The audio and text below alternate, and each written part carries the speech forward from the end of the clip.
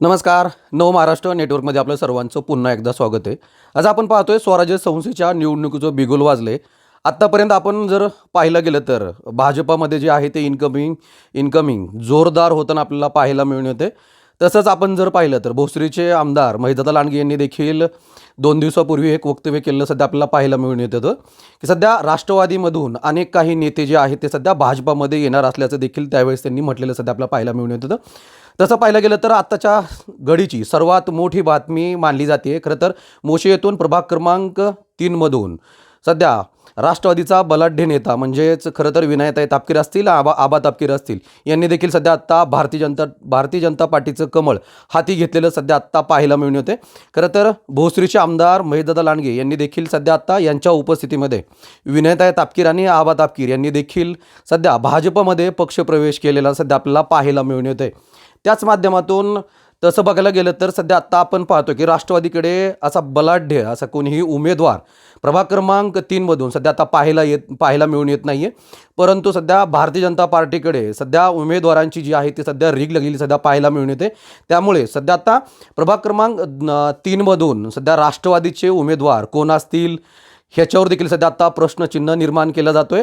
कारण सध्या आपण बघतोय की प्रभाग क्रमांक 3मध्ये भारतीय जनता पार्टीकडे प्रबळ असे दावेदार जे उमेदवार आहेत ते बक्कळ उमेदवार जे आहेत ते सध्या आता प्रभाग क्रमांक 3मध्ये झालेलं पाहायला मिळून येतात. भारतीय जनता पार्टीकडे सध्या आता राष्ट्रवादीच्या नेत्यांचा कल सध्या आता वाढलेला पाहायला मिळून येते. त्याच पार्श्वभूमीवरती तसं बघायला गेलं तर सध्या आता स्वराज्य संस्थेच्या निवडणुका सध्या आता तोंडावरती येऊन ठेपलेला पाहायला मिळून येतात. त्याच तोंडावरती सध्या विनायकताई तापकीर असतील, आबा तापकीर असतील यांनी देखील आता भाजप जे आहे ते सध्या आता कमळ हाती घेतलेलं पाहायला मिळून येते. सध्या प्रभागातली गणितं जी आहेत ते सध्या आत्ता प्रभाग क्रमांक 3मधली बिघडत चाललेली सध्या आपल्याला पाहायला मिळून येतात. त्याच पार्श्वभूमीवरती सध्या आपण बघतो की भारतीय जनता पार्टी पिंपरी चिंचवड शहरामधील भोसरी विधानसभेमध्ये देखील सध्या आत्ता वरचढ ठरताना आपल्याला पाहायला मिळून येते.